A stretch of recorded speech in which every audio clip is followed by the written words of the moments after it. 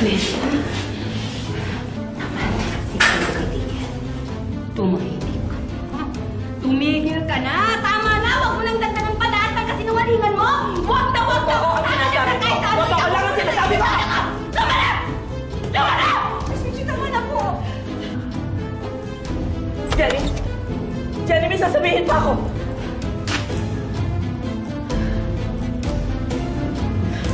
Ma'am?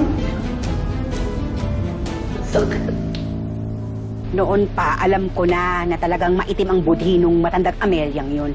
Pero ang hindi ko pala alam, kapatid niya pala si Satanas. Alam mo, Mare, same here eh. Pero ito lang ha, tanong lang. Thank you, Maria. Talaga bang inutusan niya yung Karina na yun? Eh, baka naman... Malinaw inutusan niya. Wala nang iba. Ano pa ba? Ba't pa niya kasama yun? Kakausapin pa niya kung talagang wala siya kinalaman. Pasalamat nga talaga siya dumating si Jenny ko kung hindi. Baka hinimatay siya sa talak ko.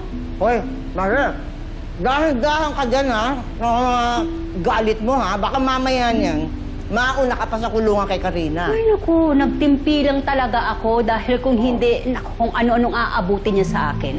Huwag niya lang uulitin sabihin kay Jenny yung sinabi niya. Kundi, talagang unang-una, yun nga, talagang hihimatayin siya sa talak. Ano ka mo, Minchi? Tinalakan mo si Amelia? Ay, nako, mahal ko, sinabi mo pa. Eh, paano na? Huli ko, magkasama sila ni Karina, tapos... Ha?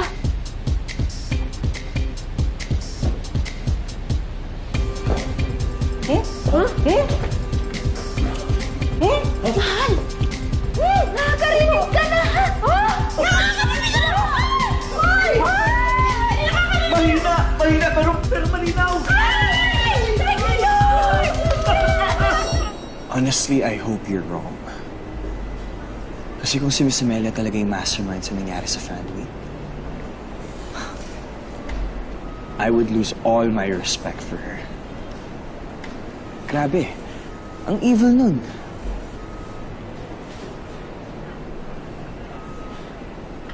Hey.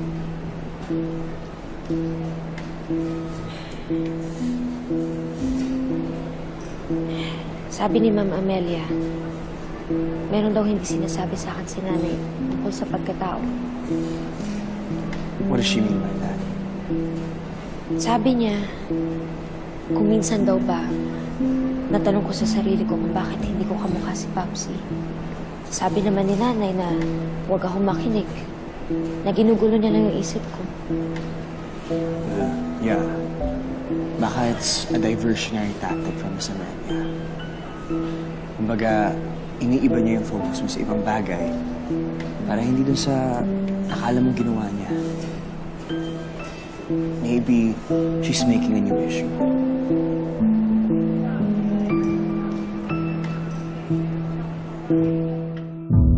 I still don't understand, Mom. Bakit mo inayaang gawin ni Lola yun? She insisted. Gusto niya tayong protektahan. Lalo ka na. She's old. Hindi niya na kailangan problemahin yung mga problemang ginawa mo. I tried to talk her out of it. Sabi ko nga na ako gagawa ako ng paraan para iba yung ituturo, pero ayaw niya. She said, it will just complicate things. Dapat pinigilan niyo pa rin. I did my best, but she was adamant. She said, baka huling act of love niya na ito sa'yo. What do you mean? Megan, ayokong sabihin sa'yo Pero, ayoko namang may tinatago ako sa'yo. May bone cancer. Ang lola mo. Stage 3. Stage 3. No. Megan, anak. Pumayag ako. Dahil gusto ko protektahan ka. Mahal na mahal ka ng lola mo. Kahit alam niya na may iba siyang apo na si Jenny. Anak, iniisip ka pa rin niya. Isip ka pa rin niya. That's not true.